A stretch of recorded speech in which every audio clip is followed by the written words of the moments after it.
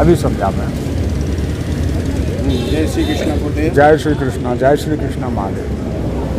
तो आपकी यात्रा कहाँ से गुरुदेव हमारी यात्रा प्रभु हरिद्वार से आरंभ हुई है। और कहाँ तक पहुँचना है? रामेश्वरम की यात्रा है। रास्ता में आपको क्या क्या अनुभव प्राप्त हुए हैं गुरुदेव, कुछ बताएंगे? मैं रास्ते की क्या अनुभव बताऊं प्रभु। हम तो कैसे कैसे लोगों से मिलन हुआ? अपने आत्मा को परमात्मा के साथ संयुक्त अवस्था में रखने की कार्य में रहता हूं। तो मुझे यह पता नहीं कि मैं यह नहीं बता सकता कि मानव का स्वभाव कैसा है कैसा नहीं है। मेरे पास इतना समय ही नहीं है प्रभु किसी को परखने का। चिंतन में अपने में जी जी जी जी कि मैं स्वभाव परखते फिरूं। हो सकता है मेरे नज़र में सब देवतुल्य ही है। बहुत ही अच्छा है गुरुदेव। एक आत्मज्ञानी संत जो हरिद्वार से यात्रा करके जा रहे हैं, पैदल यात्रा है, देखो पैरों में भी कुछ खड़ामू या जूता या चप्पल कुछ नहीं है। भोजन के लिए व्यवस्था के लिए भी कहा हमने, तो भोजन की व्यवस्था के लिए भी गुरुदेव ने मना कर दिया है कि नहीं, एक ही टाइम लेते हैं जो निरंतर चलते रहते हैं। सौंदर्य से ऐसा प्रतीत होता है एक दिव्य ज्ञानी संत है। ऐसे संतों के दर्शन मात्र से ही जीवों का कल्याण हो जाता है। तो गुरुदेव एक बात और पूछना चाहते हैं कि मनुष्य का कल्याण किस तरह हो सकता है अपने अनुभव के अनुसार? अंतर्मन की अंतर यात्रा करने से, अंतर्मन में अंतर यात्रा करने हेतु आप अपने इष्ट के साथ संबंध बनाएं, इष्ट नाम का जप करें।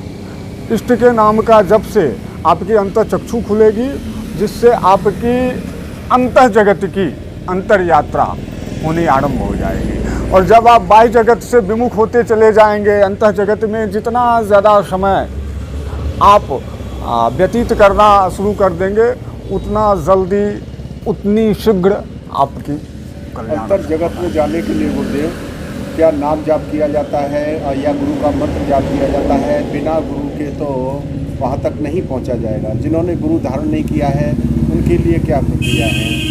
गुरु धारण करके ही इसमें लगना चाहिए या फिर मंत्र जाप तो बिना गुरु के तो दिया ही नहीं जाता? हाँ। या नाम जाप हाँ, से भी हो सकता है क्या? गुरु की आवश्यकता तो निश्चित है। बिना गुरु का तो संभव नहीं है, लेकिन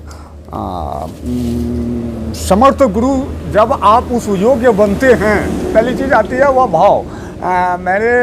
मेरा अपना अनुभव कहा, जहाँ तक मेरी अनुभव है प्रभु, कि सृष्टि में हर कार्य मानव कर सकता है। ऐसी कोई संभावना कार्य नहीं है जिसको मानव नहीं कर सके। अपितु एक कार्य ऐसा है जो वो नहीं कर सकता, और वह है ईश्वर से प्रेम। कोई भी व्यक्ति चाह के भी ईश्वर से प्रेम नहीं कर सकता। ईश्वर से प्रेम तभी हो सकता है जब ईश्वर की आप पर कृपा होती है। तो जब आप पर ईश्वर की कृपा होनी शुरू हो जाएगी तो समर्थ गुरु स्वयं आपको मिल जाएंगे। जीव कैसे अनुभव कर सकता है कि हमारे ऊपर कुछ कृपा हो रही है? प्रभु की परिस्थितियाँ। अच्छा।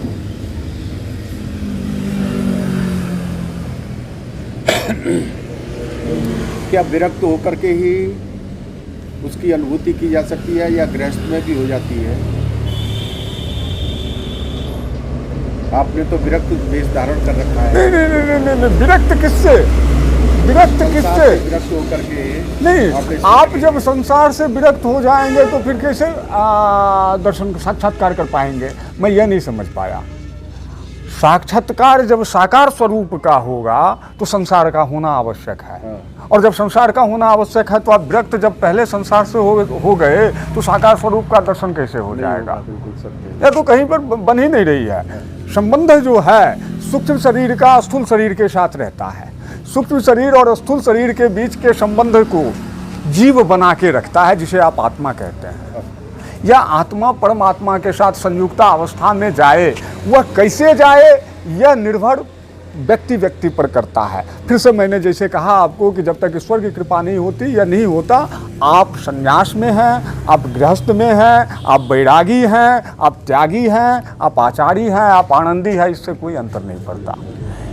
आप पर ईश्वर की कृपा है या नहीं है, इससे अंतर पड़ता है।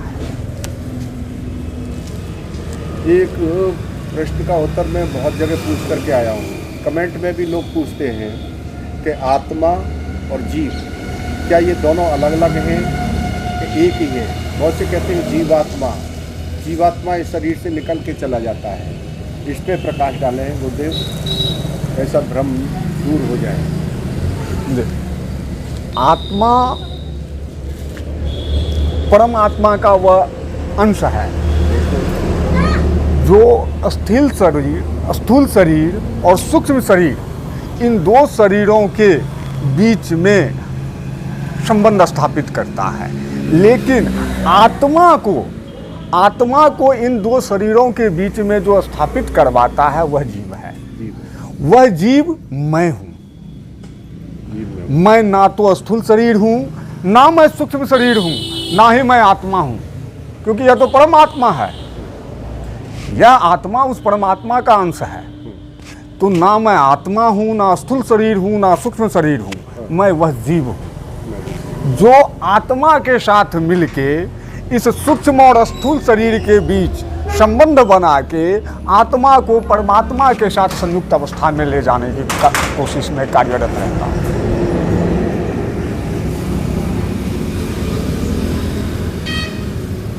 तो ये शरीर को कष्ट होता है, जीव को होता है? बिल्कुल, ये शरीर को होता है।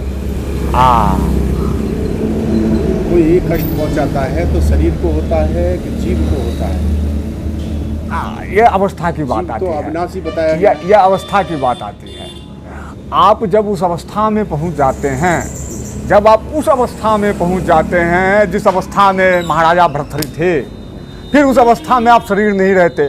जिस अवस्था में महाराजा जनक थे, जिस अवस्था में महाराजा सुखदेव परमहंस थे, जब आप उस अवस्था में पहुंच जाते हैं, उस अवस्था के बाद आप शरीर से पृथक हो जाते हैं। जब तक आप उस अवस्था पर नहीं पहुंचते हैं, तब तक आप शरीर के साथ जुड़े होते हैं, क्योंकि आप जीव होते ही नहीं हैं। आपने पढ़ लिया आप जीव हैं, आपने पढ़ लिया मैं शरीर से बाहर हूँ, पर आप हो नहीं। आपकी वो बंधन कटी हुई नहीं है। बस आपने पढ़ लिया, आपने उसको मान लिया, आपने जाना नहीं, आपने अंतर जगत में अंतर यात्रा की ही नहीं है। तो जब आप उस अवस्था, जिस अवस्था में रामकृष्ण परमहंस थे, जब आप उस अवस्था में पहुंच जाते हैं, तो उस अवस्था में शरीर अपने कर्म के लिए दोषी है। उस अवस्था में शरीर की जो भी कष्ट है वो सिर्फ शरीर भोगता है, जीव को अंतर नहीं पड़ता। लेकिन जब तक जीव शरीर रहता है, तो शरीर तो जीव को कष्ट पड़ेगा। जब जीव आत्मा बन जाएगा तो फिर आत्मा की जो भी अनुभव है वह जीव प्राप्त करेगा। और जब जीव शरीर रहेगा तो शरीर की कष्ट को प्राप्त करेगा। जब आत्मा हो जाएगा तो आत्मा की कष्ट को प्राप्त करेगा, चाहे वो जैसा भी हो। जब जीव मुक्त होता है, जिसको मुक्त होना कहते हैं, मुक्त होने का क्या अर्थ है? ना मैं आत्मा हूँ, मुझे परमात्मा के साथ नहीं मिलना, या आत्मा जाके मिल जाए। ना मैं शरीर हूँ, मैं मुक्त हूँ, मतलब अब मैं इस किसी भी शरीर को आत्मा के साथ संबंध स्थापित नहीं करवाऊंगा, मैं स्वतंत्र हो गया। यह जीवन है। तो जब आप उस अवस्था में पहुँच जाएं प्रभु, तो उस अवस्था के उपरांत तो सारी चीज़ें सही हैं। जब तक आप उस अवस्था पर नहीं पहुँचे हैं, तो फिर आप कुछ भी बोलने से समाधान नहीं है प्रभु।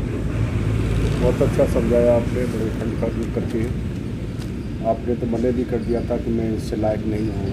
हाँ प्रभु, लेकिन हमारी कुछ अभिलाषा थी, ऐसी ही अभिलाषा थी कि आपको जो कितने ही लोग, हमारे विदेश से भी लोगों के कमेंट आते हैं, वो कहते हैं कि ऐसे ऐसे हमारे भारत देश में संत हैं जिनकी वाणी सुनने मात्र से हमारा कल्याण हो रहा है, इसीलिए भारत को विश्व गुरु की पदवी दी जानी चाहिए।